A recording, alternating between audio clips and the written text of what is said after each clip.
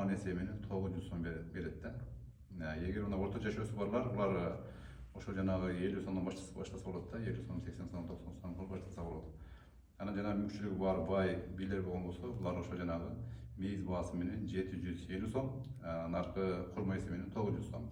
Ушундай кылып берген болсо туура келет да. Анан кийин ар бир жанга ордо фитир берилет. Ошон үчүн жанагы бул ордо фитир ордо кармаган адамдын жанагы кемчилдигин жоёт. Ордодо билбесең сүйлөп алды, нары бери болду, каталардын баарын кечирүүчү амал болуп эсептелет да. Пайгамбар ислам ушул ордо фитирди бергиле, ошол ордодон толукталат деп айткан да. Ошон үчүн Кудай кааласа ар бир инсанга ошол ордо кармаган адамдарга жана башкасына дагы ордо фитир бериш важып болуп эсептелет да, милдеттүү түрдө бериш керек. Анан быйыл жана QR код электронный төлөйт турган болбодубу? Кандай төлөнөт ошол, кайсы приложение менен кыйынчылык жаратпайбы? Мисалы улуу муундагылар бар, баягы жеңил элеби, баягы жол жолдорун айтып кетсеңиз. QR код боюнча азыр замандын талабы, жаштар көбүнчө баягы ем банк менен жүрүп калды. Мешитке барса жана акчасы жок. QR код көрөт дагы ошол боюнча ордо фитирди жан башына 10 киши же 7 киши болгон болсо, ошого карап туруп, жанагы айтылган тарифке карап туруп төлөп коет. Бул жаштарга ылайыктуу болот да, QR код. Анан аксакалдар, башкалар жанагындай билбейт. Алар ошол алып келип мечитте жанагы имамга, же мутабарга жолуктуруп, адаттагыдай бере берет да. Бардыгы айланып келип эсептеп болот. Ошону менен кийин ошо бейбачылардын колуна кайтып тиет да. QR код менен барганда эле башкасы деле барып топтолуп, ошол жана хактуу болгон кембагалдардын колдоруна кайтып барып тиет иншалла. Буга чейин баягы мечиттердеги имамдардын колуна апарып берип жүрүшкөн да, битир садаканычы. Анан ал мечитте калабы же сиздерге облус топтоп муфтиятка жибереби, акча кандай элден болот? Буга чейин ошол мечиттерге топтолуп, андан кийин казыятка берилген. Казыяттан хатибияттан казыяттан муфтиятка берилген да. Ошол баягы ар бир мечитке жана 15%тен калган. Анан хатибиятка 15%,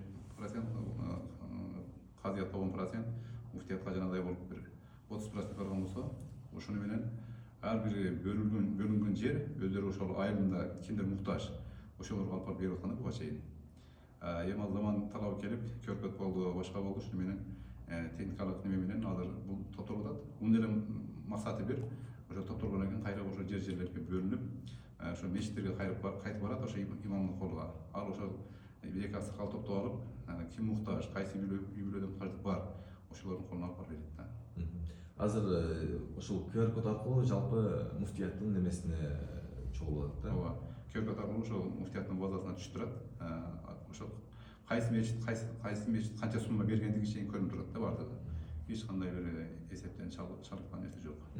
Анан битир садаканы ошол муфтиятка же имамдарга бербей деле башка мисалы муктаж адамдарга, анан же ооруп жаткандарга деле берсе болобу, же сөзсүз түрдө ушул дин кызматкерлерине бериш керекпи? Жок, бул эми биздин манау эгемендик болгондон бери жагына ошол ордо фитирди кимге бериш керек, кандай кылыш керек деген түшүнүк жок эле да. Бара ошол ар ким өзүнчө берип койсо да мүмкүнчүлүк тууруп калды азырчы. Негизи ошол азыр казыяттын муфтияттын максаты ошол тиешелүү жерге бериш да, ошол максатта топтойт. Аны мечитке же бирөөнүн өзүнүн кызыкчылыгы үчүн жүктөлбөйт. Себеби бул кембагалдын акысы да. Ошон үчүн эч кандай бир муфтиятка, казыятка тиешеси жок. Топтоп туруп кайра өзүнө берет. Убакыт саат келгенде, заман келгенде эл түшүнөт, өзүнүн жакынына же жанагыдай бир кембагалды таап бере турган заманда келет да. Негизи ушундай берсе болот. Максат негизи ошондой. Негизи ушундай өзүнүн ким тиешелүү апарып бериш керек да. Анан көпчүлүк азыр беришти билбейт да. Ошонун айла жок, мечит имамга бериш керек.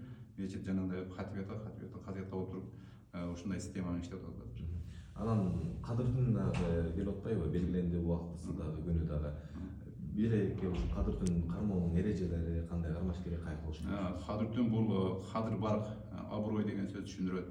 Ошол бир жылдык маселе чечилет, Алла Тааланын тарабынан бул инсандын тагдыры чечилет. Ошол кадыр түн күнү дуа кылып барыш керек, намаздарды окуп барыш керек, көбүрөөк жамаат менен болуш керек. Ушул убакытта мисалы үчүн чай менен оокатын болсо, бир айда келген бир күн да, бул эми ушул кадыр баркка ээ болуш үчүн адам баягыдай дүйнөй маселесинде, ошо каржы маселесинде муктаж болуп аткан болсо, ошону сурап ала турган, баласы жок болсо бала, үй жок болсо үй, жай жок болсо жай сурап ала турган мүмкүнчүлүк да. Ушул мезгилде колдон чыгарбастан ошо мезгилде баягы ашка кеш баягы орол болсам ошо малда көбүрөөк такачтуу кайгылы кулак карып отуруп көбүрөөк зикир менен ибадат менен болсо ушундай тартип ушундай ушул күндү көпчүлүк уктап калат ушул андача уктаганда болбой калат негизи бул түндүн максаты уктабай чыгыш керек таң атканга чейин эме күн чыккандан кийин анан уктаса болот ага чейин ушул дуа менен зикир менен ибадат менен болуш керек Үйдө өткөрсө деле болот же мечитке барыш керек ыктыярдуу сөзсүз түрдө мечит деген жер жок мечитке куктанга барыш керек таран окуш керек андан үйгө барып тостоян кое берет аялдар деле үйдө отуруп тостоy берсин бул ыктыярдуу да